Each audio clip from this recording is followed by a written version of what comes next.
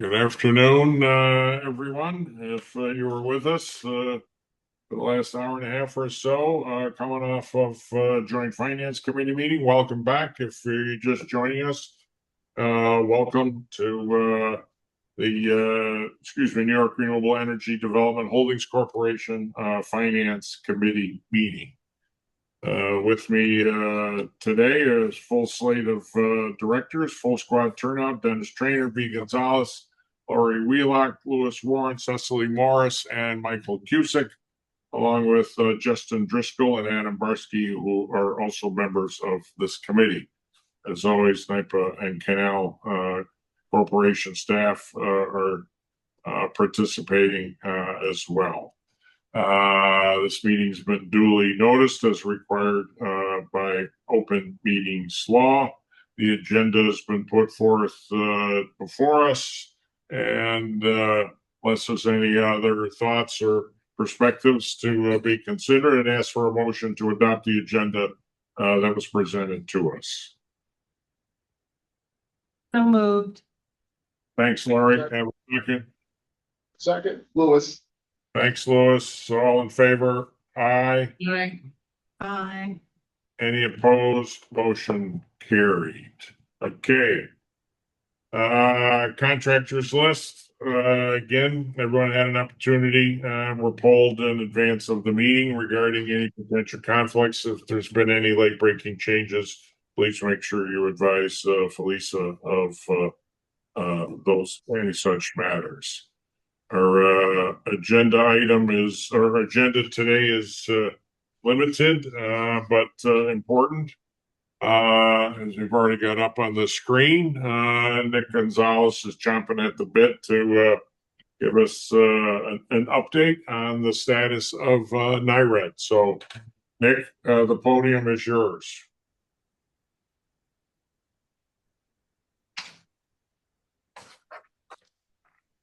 Thank you, Chairman. Good afternoon, NYRED Finance Committee, colleagues, and members of the public. Today, I'll provide an update on NYRED's financial performance through March, our latest full year outlook, our capital position supporting the pipeline that we're developing, and finally, an important declaration of intent we are seeking under a reimbursement resolution. Our results through March remain broadly consistent with the expectations and the results discussed in February during the NYRED board meeting on March 31st. Key drivers of some of our variances are operation and maintenance expenses continue to remain favorable due to the fact that we are capitalizing more costs associated with the development activities for specific projects. Investment income continues to exceed budget as well. This is driven by higher averages cash balances and timing shifts on our project spend. Interest expense is moderately higher due to utilization of our intercompany loan facility being used partially to fund the construction of the Somers Solar project. The intercompany loan facility was not approved until late September of 2025, which means it was not included in the NYRED budget projections, which were due prior to the authorization of the loan. Overall, NYRED's year-to-date profile continues to trend slightly above budget. Over the next few months, we do anticipate this to normalize.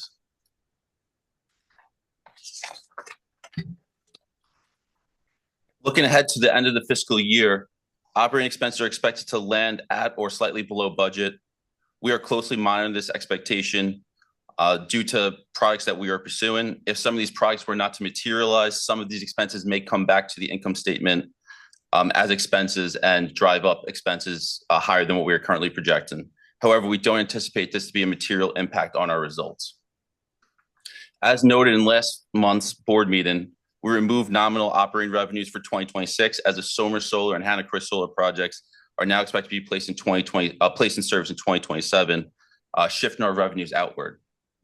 This reduction in revenue is also offset by reduced depreciation expenses associated with the shifting of those projects.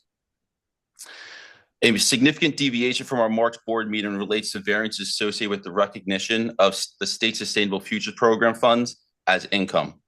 As noted in the last board update, we have been coordinating with the New York State Division of Budgets, and based on these ongoing conversations, we believe the receipt of these funds is consistent with GASB 33, which provides guidance for how to recognize revenues from non-exchange transactions, things like grants. Based on current expectations, we believe $140 million of the $200 million allocation of state sustainable future program funds will be recognized as revenue in 2026. We expect to recognize most of the remaining balance in 2027 and expect some of those monies to be recognized in 2028 as we continue to develop and bring products online.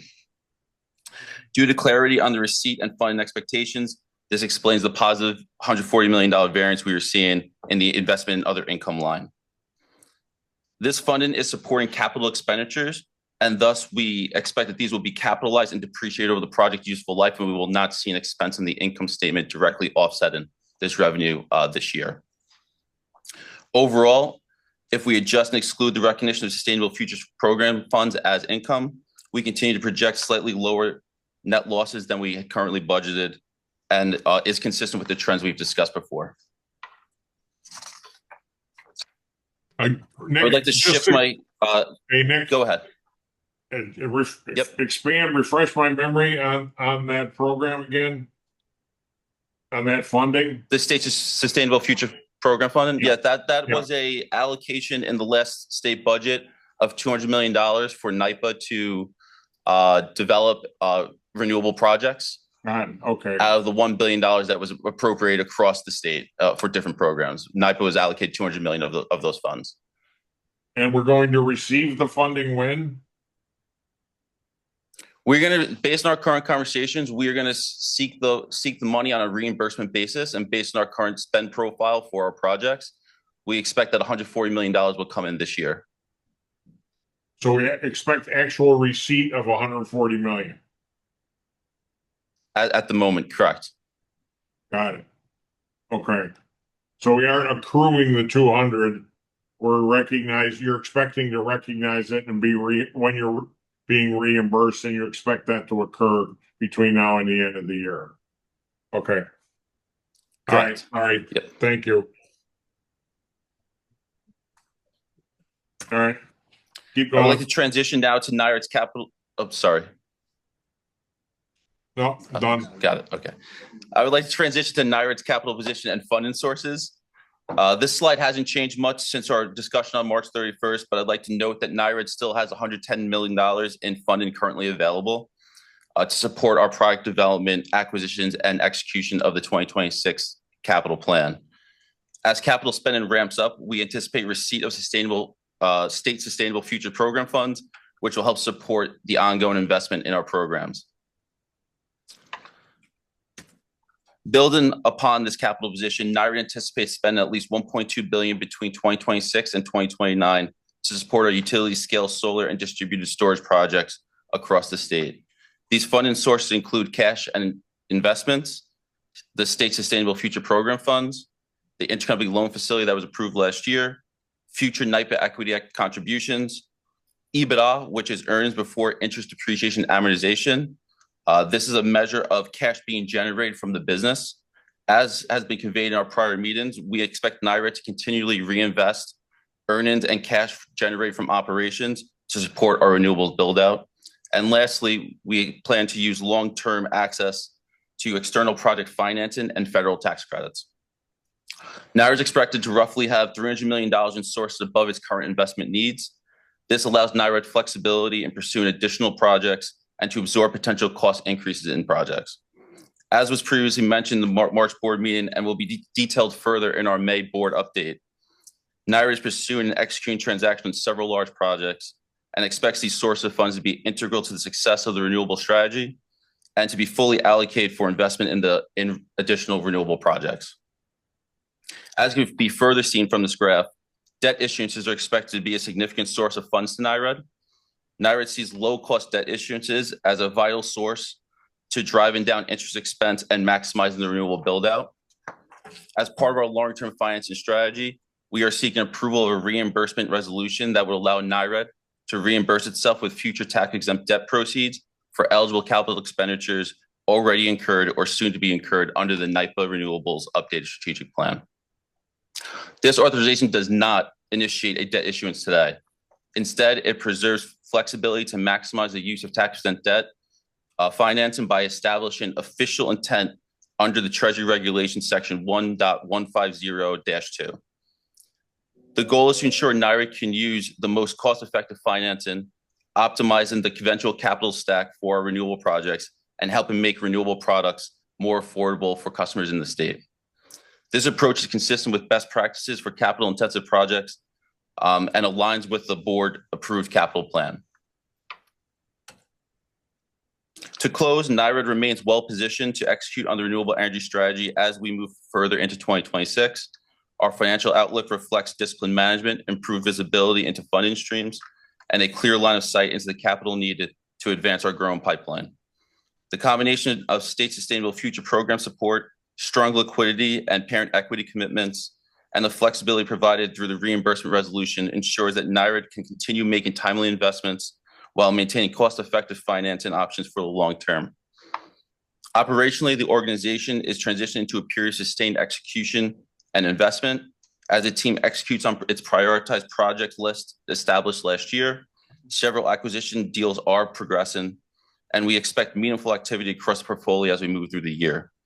As always, our decisions remain anchored in deploying renewable products in a manner that is responsible, scalable, and aligned with the public purpose we were created to have. We appreciate the committee's guidance and support of NYRED and as it matures and as it expands. I look forward to keeping you updated as we deliver against this strategy in the coming months. At the May board meeting, the renewables team plans to update the board on the product portfolio and the progress that's been made. At this time, I'd like to pause and stop for any questions that you may have. Yeah, can we jump back to the reimbursement resolution? I apologize. Sure. What is it that's required, and what do you need from us? And we have this in the consent agenda. I'm a little bit confused, form over substance there, but clarify what it is we need to approve, or what you're asking for, or the why of it. Yeah, so Chairman, this is Adam, just going to chime in here. So for tax exempt financing, this is usually referred to as an inducement resolution. So you need to show in advance of a future debt issuance that it's your intention that costs you may incur today will later be funded with a future tax exempt issue, which you would then reimburse yourself with, rather than going out and trying to do a tax exempt issue and trying to capture things that happened previously. You would not be able to do that under the IRS regulations unless you had done this inducement resolution preceding that. So it's really to maintain compliance with the IRS code. And just to add a little more detail, if you don't have a reimbursement resolution or an official intent to reimburse yourself, you're only allowed to look back 60 days from prior to the intent to finance. So this gives us a longer window to be able to go back and reimburse ourselves for expenditures made well in advance of that 60-day period. So this gives us a lot more flexibility to maximize our tax exempt usage to the maximum extent possible. If we don't do this, we may limit ourselves in our look back period. And is this for a period of time or designated to specific projects? What are the parameters of this? Is for this 3-year period of time? Is that it? It's for any project that's currently in the strategic plan and in our capital budget. So we had planned $1.2 billion, and that $1.2 billion in our capital plan reflects a subset of the strategic plan projects.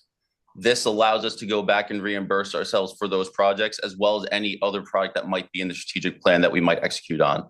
So we're keeping it broad, and anything that you've been approved in the strategic plan would be eligible under this reimbursement resolution. So this is a blanket reimbursement resolution for, you say 26 to 29 for a 3 or 4 year period of time? I wouldn't say it's a blanket. It just allows us flexibility as projects move in and out of our capital portfolio to maximize our use of tax exempt debt. But it's not, I wouldn't call it a blanket. But Adam, you're saying this is required to comply with the IRS tax code? Yeah, that's correct. So all it does is gives you that optionality, right? You may or may not use tax exempt financing going forward, but if you don't do the resolution, you can't. So this provides you that optionality to maximize the use of the tax exempt financing because you have to have this resolution in place before you spend the money. As Nick said, you can also have this, short look back period, but really captures everything you would be spending from here to whenever, because a lot of times we will spend money either through the NYPA funds or the intercompany loan agreement. But later on, once we hit a critical mass for the project where it becomes financeable, then you would finance the project and then reimburse NYPA, reimburse NYRED for any of the money that it put out or any of the other loans it had made. So this preserves that optionality to use tax exempt financing in the future. Okay. I think I'm connecting the dots there. And we'll have to periodically refresh or extend or, add additional resolutions based on project value. And that's still confused as to what this addresses. It just addresses the Specific amount or ability period of time.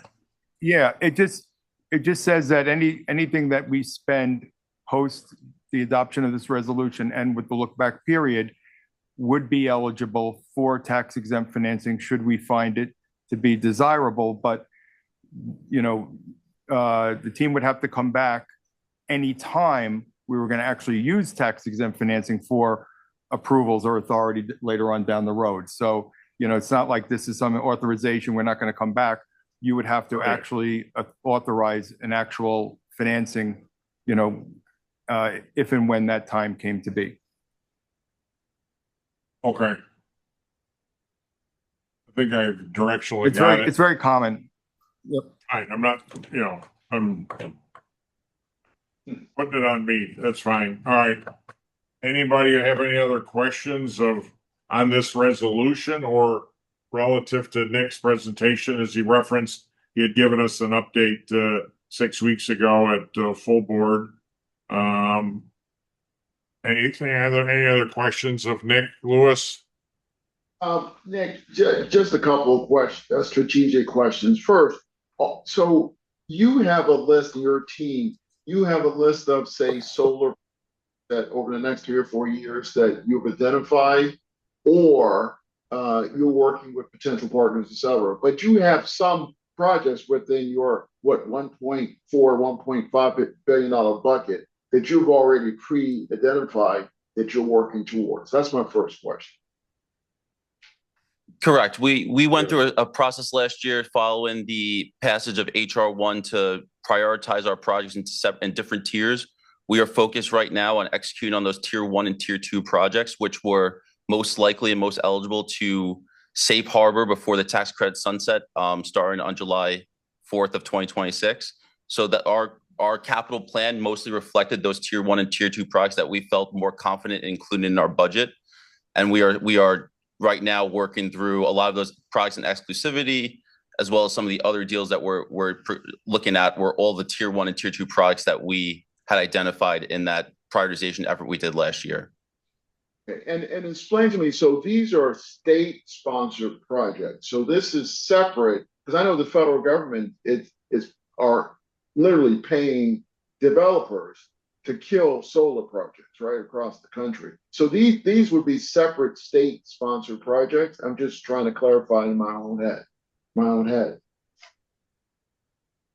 These are mostly developer-led projects with NYPA stepping in and being a partner in these projects with them. I wouldn't say that they're state-sponsored. I haven't heard of any conversation from our development partners that the state or the federal government has offered the money to stop progressing these projects. They just obviously made a little bit more difficult, with the timelines to safe harbor to make the project feasible, as well as, possibly slowing down some of the permitting on some of the federal permits that might be needed.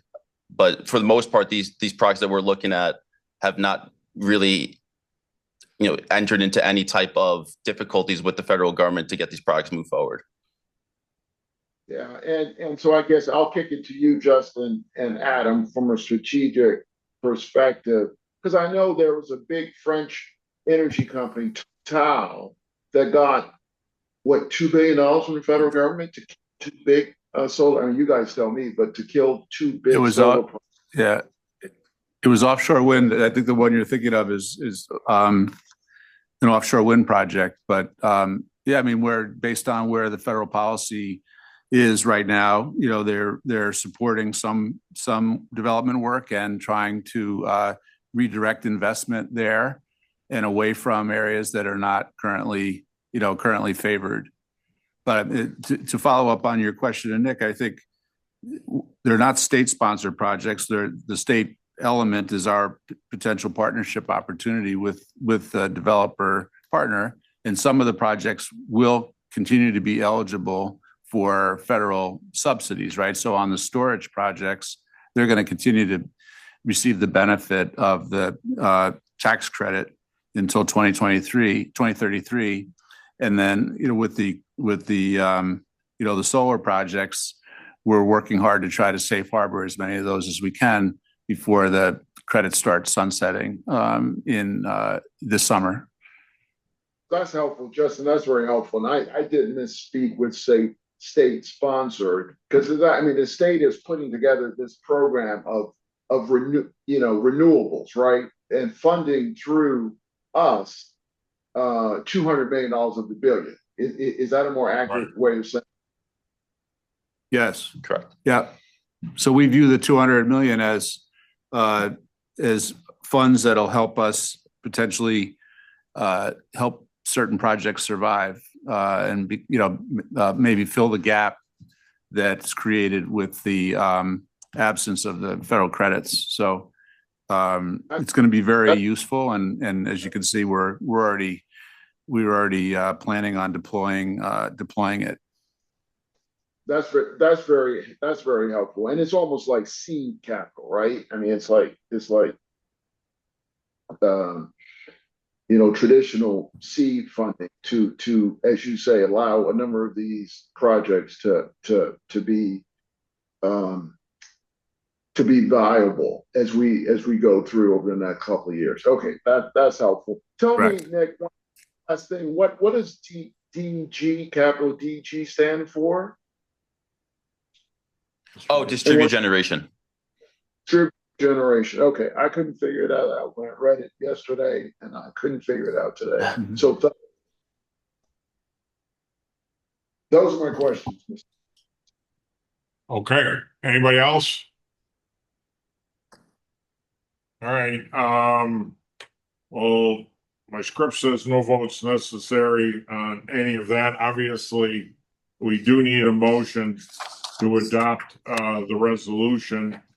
It's currently embedded in consent agenda. So unless someone has any other questions of Nick, we'll move to the consent agenda, which, as I just said, includes the motion and the resolution that Nick just outlined for us, as well as the approval of prior meeting minutes. Unless anyone has any more questions on all of that, I'll ask for a motion to adopt the consent agenda, which includes the reimbursement resolution. So moved. Thank you, B. Have a second? Is that a cough or a yes? Second, yeah. Dennis, second. Okay, there's a second somewhere there. Thank you very much. Felicia's got it. All in favor? Aye. Any opposed? Motion carried. Well, unless there's any other items or matters to come before us, that concludes our agenda for the NYRED Finance Committee meeting. And I'm pleased to ask for a motion to close the meeting. Don't move. All right, thank you. Second? I'll second. Thanks I a got lot, it. Cecily. All in favor? Aye. Aye. Any opposed? Motion carried. All right, thanks a bunch, everyone. Another meeting comes to a close. Look forward to seeing everyone in 10 days in White Plains. Have a great weekend. Be cheering for the Sabres, and we're looking forward to good outcomes. Thanks a bunch, everyone. Have a great day.